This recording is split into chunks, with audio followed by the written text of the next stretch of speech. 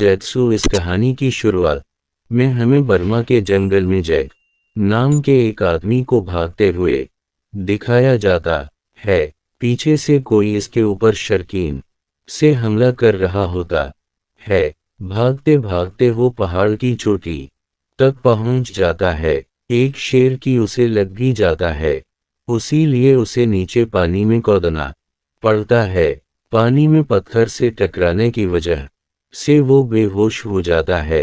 रात को यहीं से कुछ फशर्मे की एक किश्ती गुजरती है जो जैक को बचा लेती है।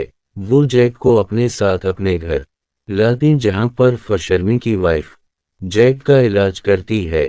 पर वो देखती है कि इसकी बॉडी में एक टैटू है। वो अपने हस्बैंड को इस टैटू के बारे में बता दी है। इन्हें पता चल चुका होता है कि जैक एक सोल्जर है। कोई पास एक कैंप में ले जाते हैं जहां पर फसरमन की वाइफ आर्मी ऑफिसर्स को इशारे में बताती है कि हर 6 सालों बाद यहां पर वारियर विफ डेथ आता है, जो यहां किसी को नहीं छोड़ता। जल्दी सब मारे जाने वाले। दरअसल आर्मी वाले उनकी भाषा नहीं समझ सकते, उसीलिए वो इशारे में बता रही होती है। इसके बाद वहां से निकल जाती है। इस कैंप पे जैक को कोई भी नहीं पहचानता और सबसे बड़ी बात ये होती है कि जैक को कुछ भी याद नहीं है, यहाँ तक यूं अपना नाम भी भूल चुका है। इसके सामने जो आर्मी अफसर होती है वो उसे एक डिवाइस दिखाती है और कहती है कि ये डिवाइस हमें तुम्हारे पास मिला था। जैक कहता है कि मुझे इस बारे में कुछ याद नहीं है, शायद उसे गैस इसको ढूंढने के लिए इस्तेमाल किया जाता है। अगर तुम्हारे पास मेरा कोई सामान है तो मुझे फैमिली आर्मी ऑफिसर को इस पर शक हो जाता है। इसे लगता है कि वो सब कुछ भूलने का नाटक कर रहा है, उसीलिए कमरे में इसे बैठाकर वहां अपने सोल्जर्स को उसे टार्चर करके सब कुछ अगलवाने के लिए भेजती है। लेकिन जैक बहुत ही अच्छा फाइटर होता है, वो एक करके सभी को हरा देता है। और तभी वहां पर फैमिली आर्मी ऑफिसर आ जाती है जो जैक के ऊपर हमला करती है और बड़ी चालाकी 100 से बेहोशी का इंजेक्शन लगाकर बेहोश कर देती है। एक को जब होश आता है तो वो चीर के साथ बंदा हवा होता है। इसके सामने वही फैमिली अफसर होती है और जैक से पूछती है कि मैं सब कुछ जानना चाहती हूँ। ये कहते हैं कि मुझे सच में कुछ याद नहीं है और मैं सिर्फ ये जानता हूँ कि जंगल में जो कुछ भी है वो बहुत ताकतवर है। आर्मी अफसर उसे बाहर ले जाती है ताकि इसे कुछ याद आ सके। पर तभी वहां पर एक अजीब सा नकाब पोश आदमी आता है जो आर्मी ऑफिसर्स के ऊपर हमला करके यहाँ से जैक को अपने साथ भगा कर ले जाता है। ये दोनों के दोनों एक में पहुंचते हैं जहां पर उसी की तरह बहुत सारे छपी होते हैं। वो जैक को देखकर बहुत खुश होते हैं और हैरानी की बात यह है कि जैक इनमें से किसी को नहीं पहचानता और ये सब जैक को पहचानते हैं।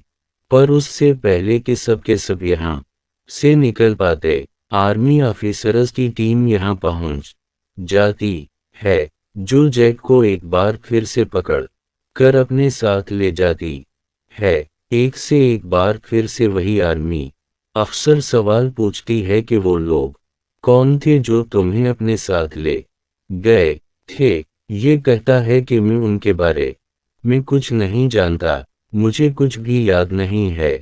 बस मैं इतना जानता हूँ कि मैं जंगल में किसी चीज से डरकर भाग रहा था जो कि बहुत ही ताकतवर है और तुम सबको भी यहाँ से निकलना होगा, ना ही तो वो सबको मार डालेगी। और अब आर्मी का जो कप्तान होता है वो अपनी पूरी टीम के साथ जंगल में इस जगह चला जाता है जहां से जैक भाग रहा था। जैक बेन के साथ ही होता है और जब ये जंगल में होते हैं तभी सामने से बहुत सारे शर्कीनीन की तरफ आते हैं जिसमें बहुत सारे सोल्जर्स मारे जाते हैं कि जिस तरफ से शुरा के नारे होते हैं। ये इस तरफ कई सारी गोलियां चलाते हैं लेकिन उनके सामने कोई भी नहीं होता। अब यहाँ पर जीन को फैमिली अफसर के साथ भागना शुरू कर देता है और जो कप्तान होता है वो सामने देखता है कि पेड़ पर एक अजीब सी आकृति है। दरअसल ये एक एलियन है जो अब कप्तान के सामने है। वो कप्तान की तरफ बढ़ रहा होता है। कैप्टन इस पर कई सारी गोलियां चलाकर उसे जमीन पर गिरा देता है। कैप्टन को लगता है कि ये मारा गया और इसके घाव अपने आप ही भरने लगते हैं, जिसके बाद वो खड़ा होकर कप्तान को मार देता है। वही जैक को दिखाया जाता है जो अपनी जान बचाने के लिए फैमिली अफसर के साथ जंगल से भाग रहा होता है। पर भागते भागते वो एक गड्ढे में गिर जाता है। फैमिली अफसर जो बाहर होती है तभी इसे एक शोरकन लगता है जिस से इसकी मौत हो जाती है। ये जिस गड्ढे में गिरा होता है दरअसल ये एक अंडरग्राउंड घर है। यहाँ पर एक आदमी बैठा होता है जिसका नाम वली है, जो जैक को पहले से जानता है और जैक को कुछ भी याद नहीं है। वो जैक के ऊपर हमला कर देता है ताकि को अपनी पुरानी यादें वापस मिल सके, लेकिन इसका भी कोई फायदा नहीं होता। को बताता है कि जंगल में जिसने तुम्हारे ऊपर हमला किया था वो एक एलियन है। इसे यहाँ के लोग डेथ वारर भी कहते हैं। हर 6 साल में ये एलियन हमारी दुनिया में आते हैं ताकि ये हमारी दुनिया पर अपना कब्जा कर सकें, क्योंकि वो एक वारर है और तुम भी एक वारर हो, इसीलिए इस एलियन को तुम ही हरा सकते हो। अब यहाँ पर जैक और भी साथी आ जाते हैं जो जैक को देखकर बहुत खुश होते हैं। इसके बाद जैक को खास कपड़े पहनाए जाते हैं। इन कपड़ों को पहनने के बाद वो एलियन जैक को नहीं देख पाएगा। जिस तरह से इंसानों से एलियन को नहीं देख पाते, उसी तरह से जैक भी ऑसिलिन के लिए उन वसबले हो जाएगा। वहले जैक को एक जगह ले जाता है जहां पर उसे पत्थर पर गोल निशान दिखाता है और बताता है कि हर 6 साल में धरती के पास से एक दूसरा प्लानेटस गुजरता है, जिस दौरान इस प्लानेट से हमारी धरती पर एक पोर्टल खुल जाता है, जिससे हमेशा एक एलियन यहाँ पर आता है ताकि धरती पर अपना कब्जा कर सके, सब इंसानों को मार सके। उसी लिए सदियों से मंदिर के जो गिरोह हैं वो एक वारीर को तैयार करते हैं ताकि इस एलियन को हराया जा सके।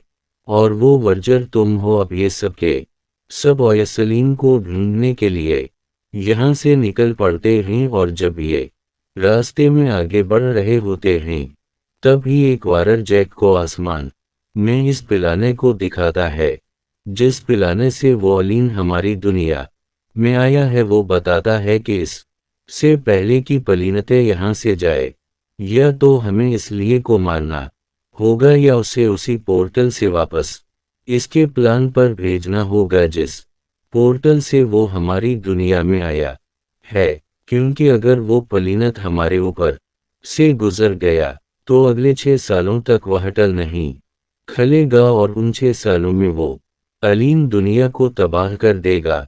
को बताता है कि इस दुनिया में आने के बाद एलियन 9 वॉरियर्स को चुनता है जिनसे वो लड़ता है, और अगर कोई वारियर इससे लड़ने से मना कर दे तो वो आसपास की हर एक जिंदा चीज को तबाह कर देता है।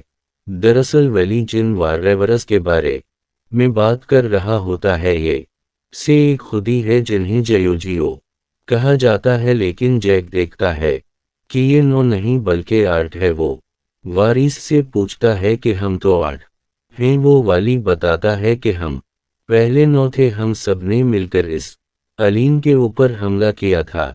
हम इसे हराने वाले थे लेकिन तब ही हमारे एक साथी मारा गया, जिसके बाद तुम भी जंगल की तरह भाग गए और हम इस एलियन से जंग हार गए। अब ये सब के सब इस जगह पहुंच जाते हैं जहां पर एलियन होता है। ये एक करके इस पर हमला करते हैं, पर एलियन बहुत ताकतवर है, इसीलिए वो उनके ऊपर पूरी तरह से हावी हो जाता है और तभी जैक के ऊपर कोई हमला करता है जिससे वो भी होश हो जाता है। जब उसे होश आता है तो देखता है कि इस के सामने जो बहुत बुरी तरह से जख्मी हैं। दरअसल कैप्टन को एलिन ने नहीं मारा था, वो अब भी जिंदा होते हैं पर अब वो अपनी जिंदगी की आखिरी सांसें ले रहे हैं। वो बताते हैं कि तो मिलियन को मारने का जो प्लान बना रहे हो वो पूरी तरह से गलत है। तो मक्के कर के इससे नहीं लड़ सकते, तुम सबको एक साथ मिलकर इस पर हमला करना होगा। इसके बाद वो अपनी तलवार उसे देते हैं और उनकी मृत्यु हो जाती है। अब जैक जंगल में अपने साथी वैली के पास जाता है। वाइल इसे बताता है कि जिस दिन एलिन पोर्टल से बाहर निकला था तो सबसे पहले उसने हमारी एक साथी को चुना, जिसके बाद उन दोनों के बीच में लड़ाई हुई पर एलिन ने उसे मार दिया। इसके बाद एलिन ने तुम्हें चुना पर तुम डर गए, उसी लिए जंगल की तरफ भागने लगे। एलन ने तुम्हारा पीछा किया लेकिन तुम नीचे पानी में कूद गए। वालियों से कहता है कि इसमें तुम्हारी कोई गलती नहीं है।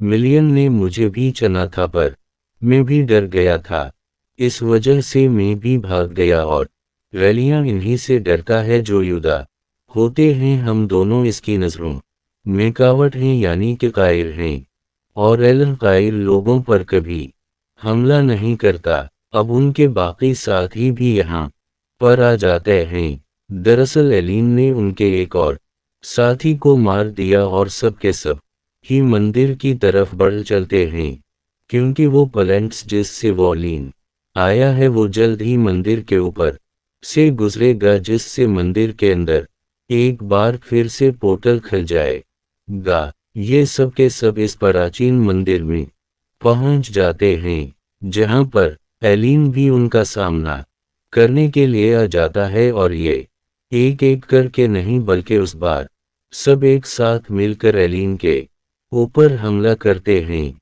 पर एलिन की ताकत के आगे ये टेक नहीं पाते। एलिन उन पर पूरी तरह से हावी हो जाता है। ये देखकर एक बार फिर से डर जाता है, वहां से भागने लगता है। उसी लेवल को इसका सामना करना पड़ता है पर एलियां जल्द ही उसे मार देता है। जीन को एक फैमिली वारर भागने से रोकती है और कहती है कि वैली मारा गया वो मेरे पता थे। उसकी आंखों में आंसू होते हैं। वो वाले की मौत से जैक भी बहुत दुखी होता है क्योंकि वो इसका अच्छा दोस्त था और वो तय करता है कि अब वो नहीं भागेगा बल्कि वारर का सामना करेगा। अब यहाँ पर कुछ फचरमन भी आ जाते हैं जिनके साथ वो लेडी भी होती हैं जिसने जैक की जान बचाई थी। उनके पास कुछ बूम भी होते हैं। ये कौन से बॉम्ब ले लेता है और अब यहाँ पर अलीना आ जाता है, उनके ऊपर हमला करता है। अब के सब छप जाते हैं लेकिन फशरमन की जो वाइफ होती है वो गिन से इसके ऊपर कई सारी गोलियां चलाती हैं जिससे वो नीचे जमीन पर गिर जाता है। सबको लगता है कि वो मारा गया। सीधे फशीरमन वाली की बेटी को अपने साथ ले जाते हैं क्योंकि जख्मी था। सब यहाँ से जा चुके हैं पर जैक भी यहीं पर होता है। उसे पता है कि एलिना भी जिंदा है और जब इसके जख्म अपने आप ही भर जाते हैं और खड़ा होता है तो वो इस पर हमला कर देता है। एलन और जैक के बीच में घमासान फाइट होती है पर एलिन जैक पर हावी होना शुरू हो जाता है पर लड़ते लड़ते जब ये आग के आगे पहुंचते हैं तो एलिन डर जाता है। जी एक समझ जाता है कि उसकी कमजोरी आग के आसपास एलिन से लड़ना शुरू कर देता। वो एलिन पर कई सारे हमले करता है जिससे एलिन जख्मी हो जाता है और ठीक उसी वक्त एलिन का जो प्लानेट होता है आसमान में मंदिर के ऊपर से गुजरता है, जिससे एक बार फिर से मंदिर के अंदर पोर्टल खुल जाता है जहां से एलन को वापस भेजा जा सकता है। और अब यहाँ पर जीन की एक फैमिली साथ ही वारर भी आ जाती है जो एलन के ऊपर हमला करती है, जिससे वो जख्मी हो जाता है और ठीक उसी वक्त जैक को एक बूम दिया जाता है जो इसकी बॉडी में फिट करके वो उसे एक एक मारकर इस पोर्टल के अंदर भेज देता है। और तभी एक ब्लास्ट होता है, जिस ब्लास्ट के साथ तो सालीन की मौत हो जाती है। अब यहाँ पर पोर्टल भी बंद हो चुका है। यहाँ पर फशर्मी की वाइफ आती है, जो जैक को कहती है कि तुम उसी लिए जिनमें थे, तुम ही असली योद्धा हो। अब जैक और सभी लोग यहाँ से निकल जाते हैं क्योंकि पोर्टल भी बंद हो चुका है। पर 6 सालों के बाद एक बार फिर से पोर्टल खुलेगा, जिससे शायद कोई ना कोई एलियन योद्धा हमारी दुनिया में आए और इन सबको इससे लड़ने के लिए तैयार रहना पड़ेगा। उसी के साथ ही फिल्म ये कहानी यहीं पर ख़त्म हो जाती है। उम्मीद करते हैं कि ये कहानी आपको पसंद आई होगी।